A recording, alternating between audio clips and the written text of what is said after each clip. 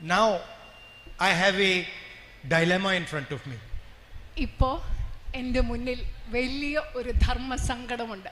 The question is, will I be member of parliament of Wayanad or will I be member of parliament of Raebareli?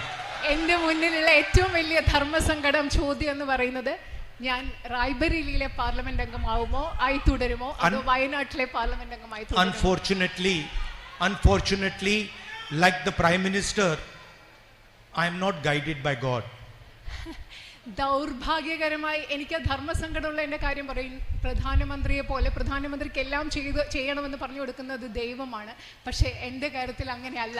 അതുകൊണ്ട് എനിക്ക് ആ I am a human being. ഞാനൊരു സാധാരണ മനുഷ്യനാണ്.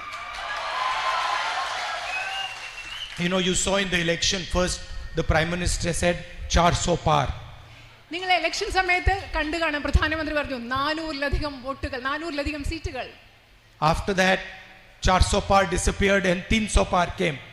ആ കുറച്ച് കഴിഞ്ഞപ്പോൾ ആ 400-ലധികം കഴിഞ്ഞു, പിന്നെ 300-ലധികം സീറ്റുകളായി. After that 300 par disappeared. അത് കഴിഞ്ഞപ്പോൾ ഈ 300-ലധികം സീറ്റുകളും അപ്രത്യക്ഷമായി. And then he gave a speech where he said, I am not biological.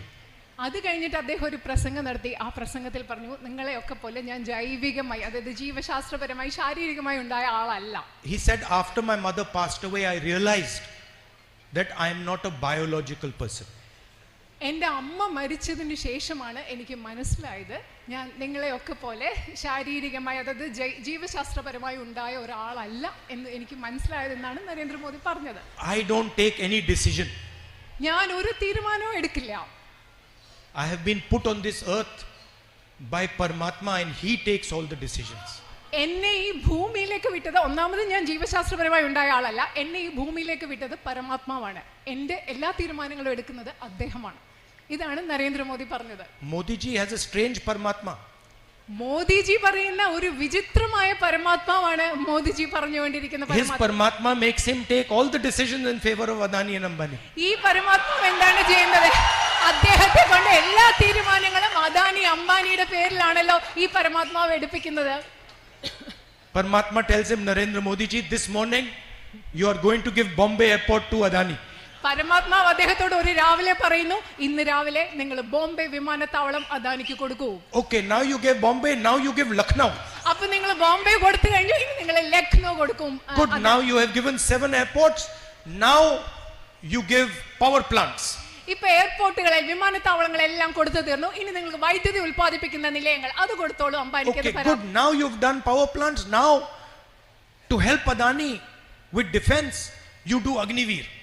നിങ്ങൾ എല്ലാ പവർ പ്ലാന്റുകളും, അതായത് വൈദ്യുതി ഉൽപ്പാദന നിലയങ്ങളെല്ലാം കൊടുത്തു കഴിഞ്ഞു, ഇനി എന്ത് ചെയ്യും? പ്രതിരോധത്തിൽ അദാനിയെ സഹായിക്കാൻ വേണ്ടി നിങ്ങൾ അദ്ദേഹത്തിന് അഗ്നിവീർ പദ്ധതി, ഇത് പരമാത്മാവ് അദ്ദേഹത്തിനും നരേന്ദ്രമോദിക്ക് കൊടുക്കുന്ന നിർദ്ദേശങ്ങളാണ്. But unfortunately I do not have this luxury because I'm a human being and God does not order me. ശരിക്കും നരേന്ദ്രമോദി പറയുന്ന പോലെയുള്ള ഈ ഒരു വിശേഷ സൗഭാഗ്യം എനിക്കില്ല. കാരണം നരേന്ദ്രമോദിയോട് സംസാരിക്കുന്ന പോലെ പരമാത്മാവ് എന്നോട് സംസാരിക്കുന്നില്ല. കാരണം ഞാനൊരു സാധാരണ മനുഷ്യനാണ്. In fact it is, for me it is much simpler. കാരണം പക്ഷേ എന്നെ സംബന്ധിച്ചിടത്തോളം അത് വളരെയധികം ലളിതമാണ്. My God is the poor people of India. കാരണം എന്റെ ദൈവം എന്ന് പറയുന്നത് ഈ രാജ്യത്തെ ദരിദ്രരായ മനുഷ്യരാണ് എന്റെ ദൈവം. My God is the people of Wayanad.